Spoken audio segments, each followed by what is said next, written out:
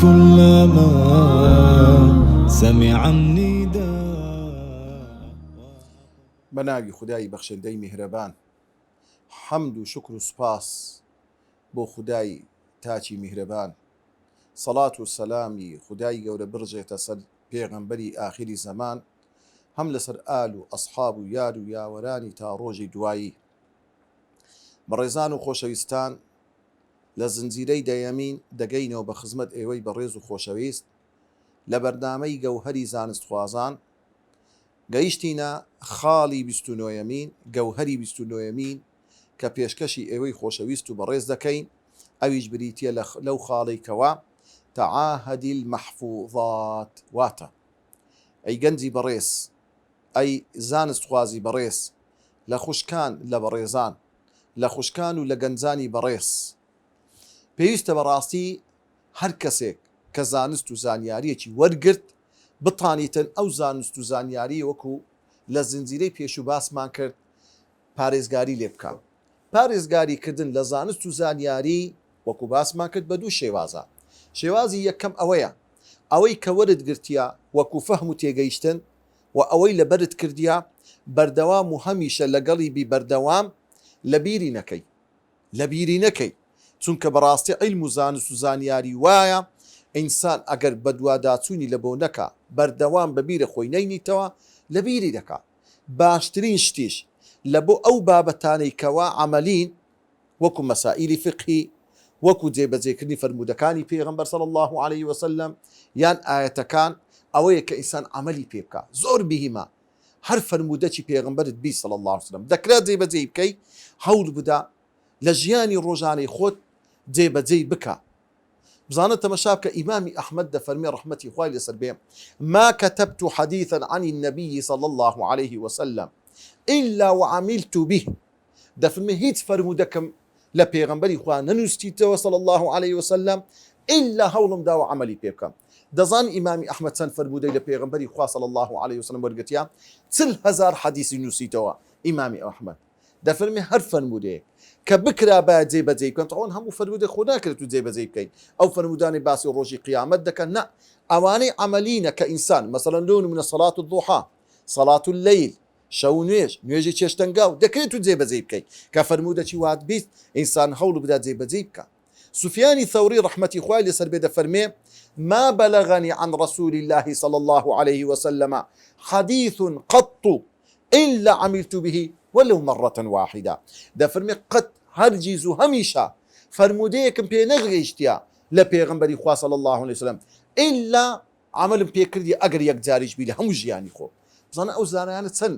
گرنگی و ئیحتیمامیاندایە بەو زانست و زانیاریکەوە لەلایەن بووە. لۆیە بەڕێزان خوای گەورە لە قورئانی پیرۆز داوامان لێ دەکات ئەو قورئانەی کەوا لەبەرمان کردیە هەمیشە و بەردەوام بیڵێینەوە لە ناو سینگ و پەڕەی دڵەکانمان حفزی بکەین. خوای گەورە دەفەرمێ بەل هووە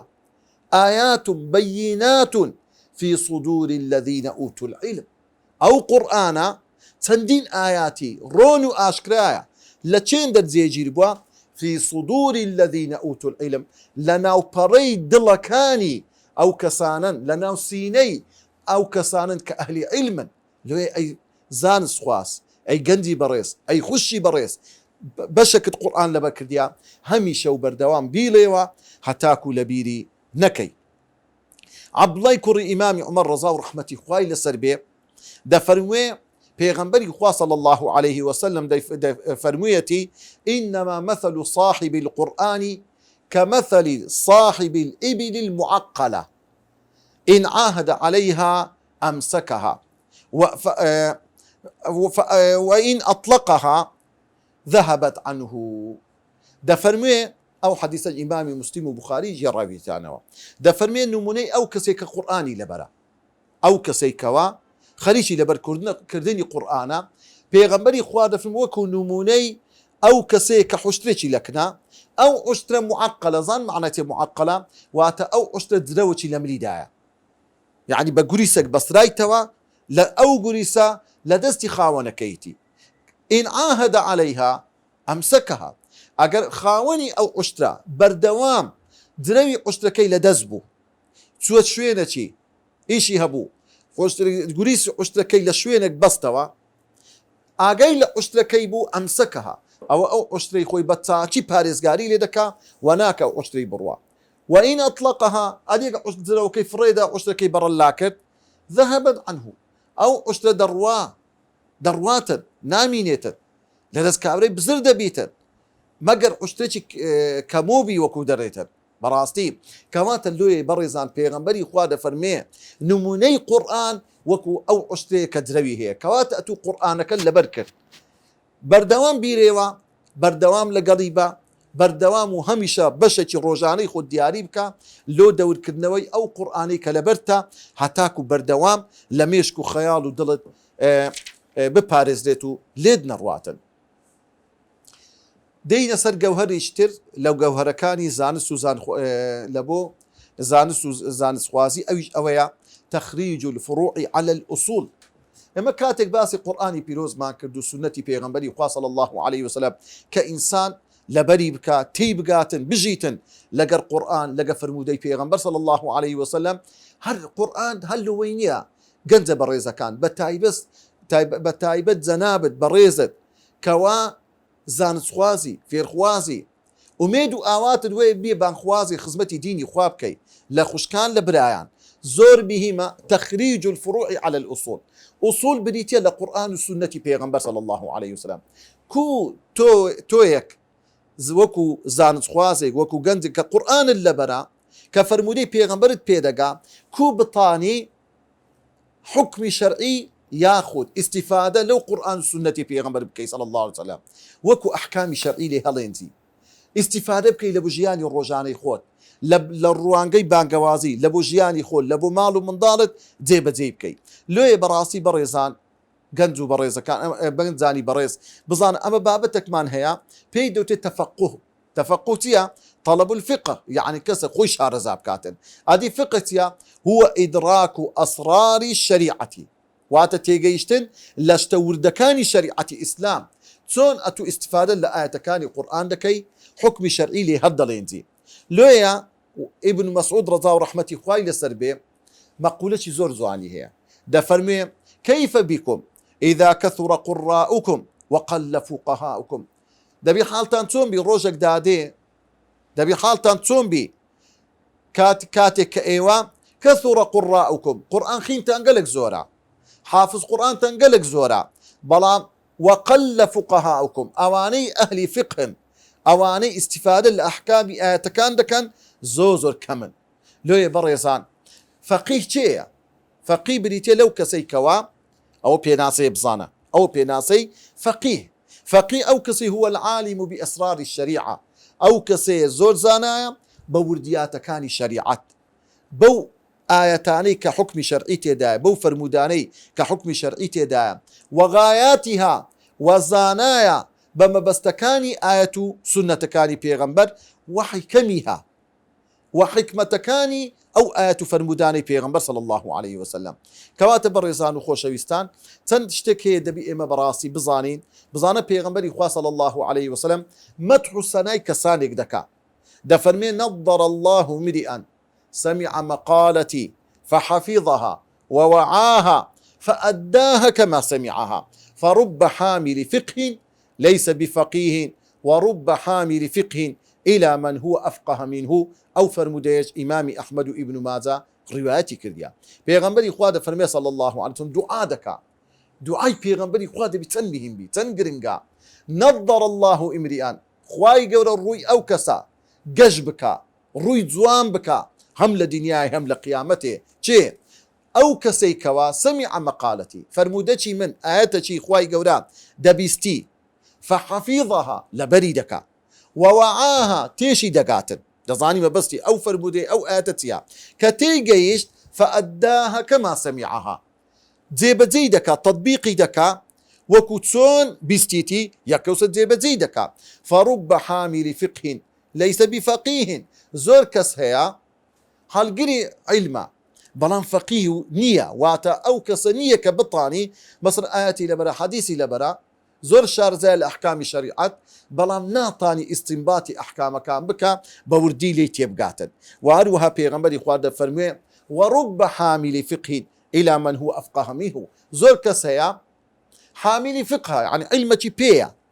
بەڵام دەرز بە کەسێک کە دەرێتەوە ئەو کەسەی لێی وەردەگری لەوی شارەزاترە.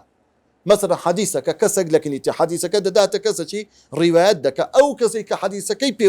لێ وەردەگریتن لەوی جوانتر حەدیثەکەی تەطبیق دەکا شەرحی دەکا جێبەجێشی دەکا لە ژیانی ڕۆژانەی خۆی. بزانە کە پێغەمبەری خوا فەرمووی نەضەڕ الله امرئا کەلیمەی نەضەڕە يعني حسن وجهه خوا يقول ڕووی ئەو کەسە جوان بکە ڕووی سپی بکاتن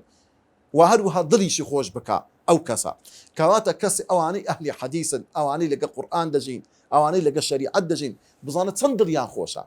هەز دەکەی دەوڵەمەندترین کەسن هەز دەکەی دڵخۆشترین کەسن لێ تەمەشا بکە سەحابەکانی پێغەمبەر صلی الله عليه وسلم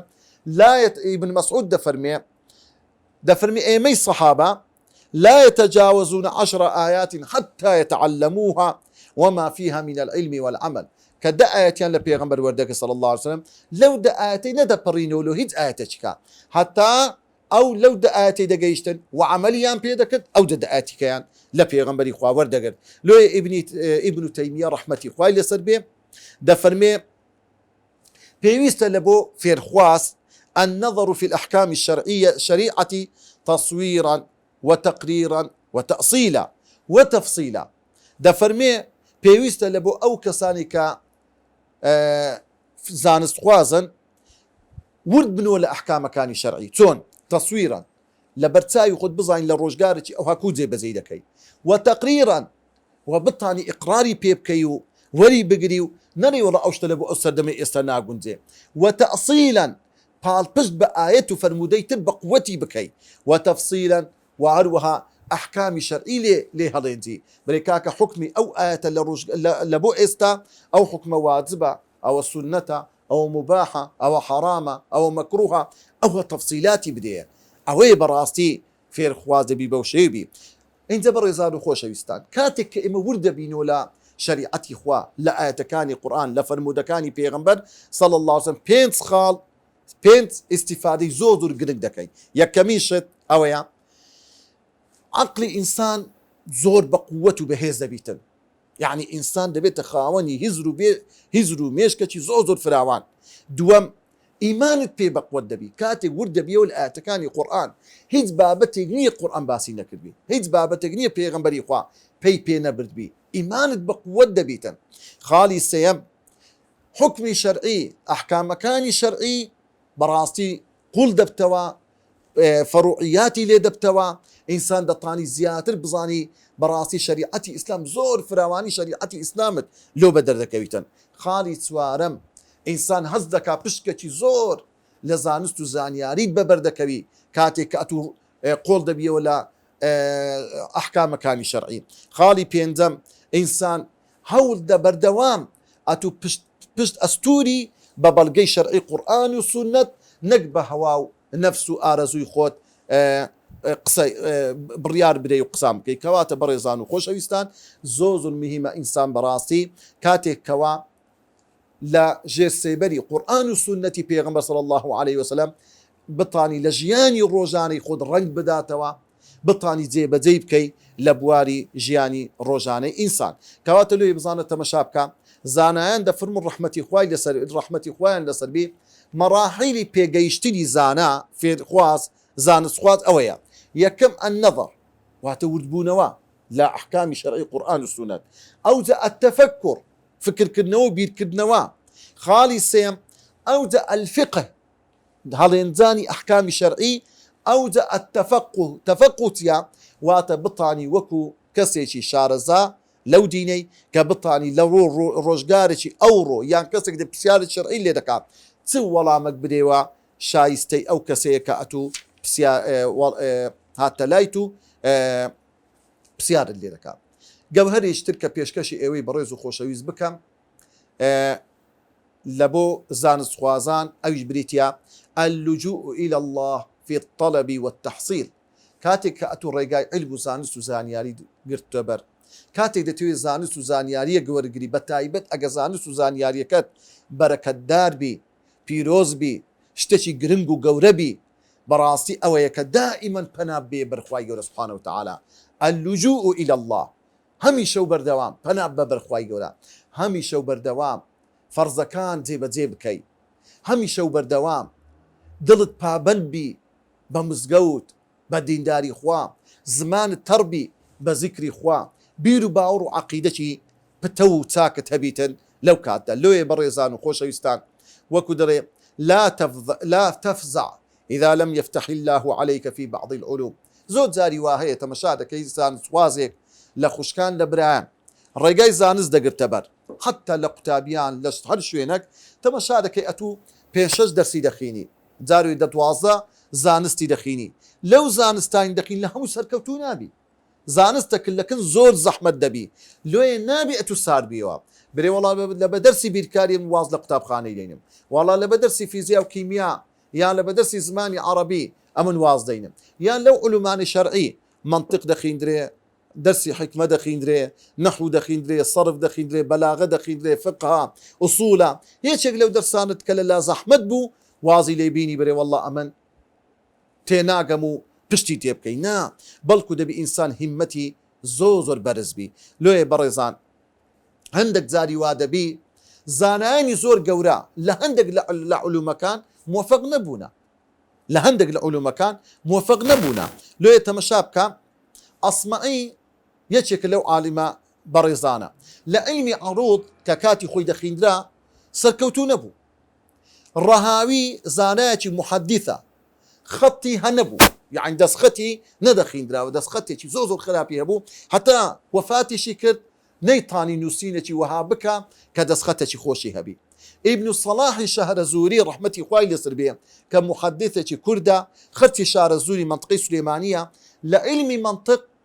زۆر کۆلەوار بوو شارەزاییەکی باشی لێ نەبوو ئەبوو موسلیمی نەحوی لە عیلمی سەرف زۆر خراپ بوو بەڵام لە نەحو لە عیلمی نەحو زۆر شارەزا بوو سیوطی ڕەحمەتی خوای لەسەر بێ کە زانایەکی نەحویە لە عیلمی حیساب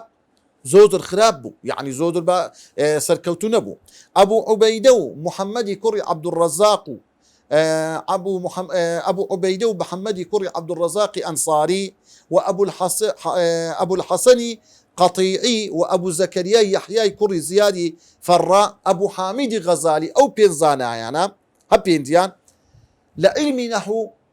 زۆر سەرکەوتو باش نەبوون بەڵام لە عیلمەکانی تر خوای گەورە دەرگای لێکردنەوە هەر یەکێک لەو زانایانە لە بواری متەخەسیسی خۆیان سوارچاکی مەیدانی ئەو بوارە بوورە کیسائی ڕەحمەتی خوای لەسەر بێ لە ڕۆژێکیان چووە خزمەت مامۆستایەکی خۆی دەرسی نەحو بخوێنێ زۆر چەندین دەرستوو هەر لە عیلمی نەحوەکە تێنە دەگەی زۆر خراپ بوو وازی هینا بێزار بوو لە خۆی ڕۆژێکیان هات تەمەشای مێروستانێکی کرد مێروستانێک دنکە گەنمەکی لەسەر پشتی خۆی دانابوو وردە بەسە دیوارێک دەکات کە دەڕۆی تۆزێک بەسە دیوارەکە دەکەت دنکە گەنمەکەی لێ بەردەبەوە داهاتەوە خوارێ دنکە گەنمەکەی لەسەر پشتی خۆی دادەناوە دەڕۆی دیسان لێی بەردەبەوە نەجارێک نەدوو نەسێ چەندین جار دەرە سەرنجی ئەو مێروستانمدا هەتا ئەخیری دنکە گەنمەکەی گەیاندا سەر دیوارەکە دەڵێ لەوەی تێگەیشتم واللهی ئینسان دەبی هەوڵ و کۆشش بکە گەڕامەوە دەستم بە خوێندن کرد هەتا خوای گەورە دەرگای خێری لێ کردمەوە لۆیە بەڕێزان و خۆشەویستان هەمیشە و ئینسان پەنا باتە بەر خوای گەورە داوا بکە لە خوای گەورە یعنی ئەگە خوای گەورە لە عیلمێک سەرکەوتووی نەکردی لە چەندین عیلم لە چەندین زانیاری خوای گەورە سەرکەوتوو موفقت دەکاتن لۆیە بزانە ئیبن تەیمیە ڕەحمەتی خوای لەسەر بێ کاتێک بەسئەلێک بابەتێک مەسائیلێکی شەرعی لێ عاسێ دەبوو دەڵێن دەچووە دەرێ لە ئاقارێک دەدەشتێک ڕومەتی خۆی لەسەر گڵەکە دادنە لەسەر عەردی ئینجا دەیگۆ یا معەلیمە ئادەمە و ئیبراهیم و یا مفەهیمە سولەیمان دەفەرمێ دەپاڕاوە دەیگۆ ئەی ئەو خودایی کەوا معەلیم و مامۆستای ئادەم و ئیبراهیم بووی ئەی ئەو خودایی کەوا تێگەیەنەری سولەیمان پێغەمبەر بووی وەکو خوای دەفەرمێ وففهمناها ئێمە بەڕاستی سولەیمانمان تێگەیان ئەی خوایە داوا لێ دەکەم لەو بابەتە فهمني في هذه المسألة لو باب دفرمي إلا خواي گەورە سبحانه وتعالى دەروی خێری لێ دەکردمەوە. یەکێک لەو خاڵانێک کە زۆر گرنگە لە بۆ زانست خواست هەمیشە و بەردەوام هەر ئیش و کارەکەت کرد سەڵات و ئیستیخارە بکە پەنا بە لە خوای گەورە سبحانه وتعالى خوای گەورە دەروی خێرت لێ دەکاتەوە. بەڕێزان و خۆشەویستان خاڵی ترمان هەیە ئەلئەمانەة العلمیە گەوهەری 32مین کە پێشکەشی ئێوەی بەڕێز بکەم. ئینسان لەو علمەی دەیگەینی دائما ئەمین و دەستپاک و بە ئەمانەتەوە علمەکەی بگەینە. لۆیە كن أمينا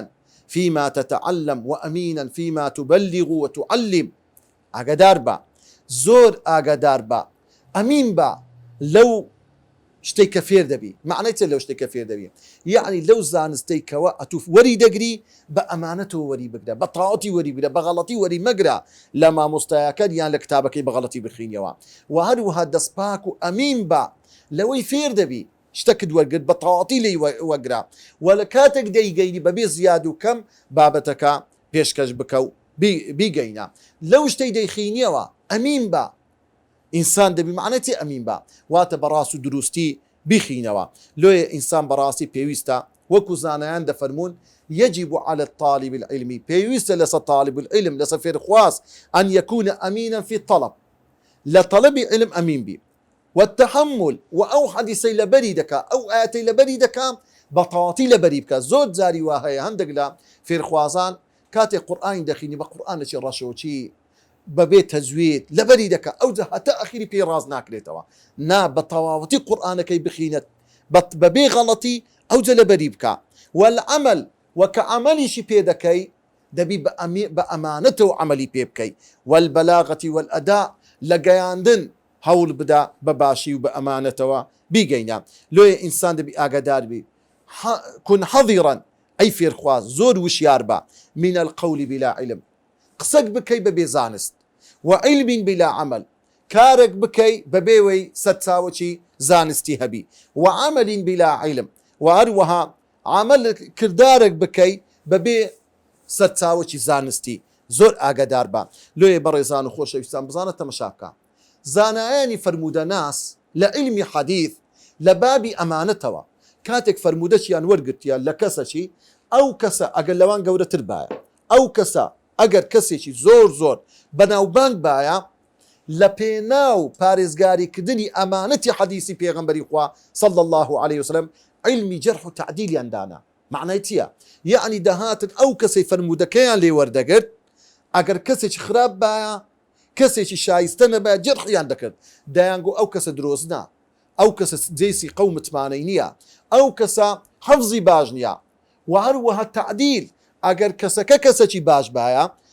مەدح و سەنایان دەکرد بە باشە باسییان دەکرد. لۆیە بزانە لە پێناو ئەوەی کە پێغەمبەری خوا صلی الله عليه وسلم دەیفەرموو من كذب علي متعمدا فليتبوأ مقعده من النار. لەبەر ئەوەیە کەسێک بە فەرموودەی پێغەمبەری خوا بە درۆ باز بکە پێغەمبەری خوا دەفەرمێ باش شوێنی خۆی دیاری بکە لەناو ئاگر خوا هەموو لایەکمان پەنا بدا. لۆیە کەواتە ئاگادار بە ئەی زانست خواست ئەی فێر خواست ئەی گەنجی بەڕێز ئەی خوشتی بەڕێز کاتێککە پرسیارەکە لێ دەکرێ لا ئەدری نصف العلم بەڕاستی کە دەرەی نازانم نیوەی علمە یعنی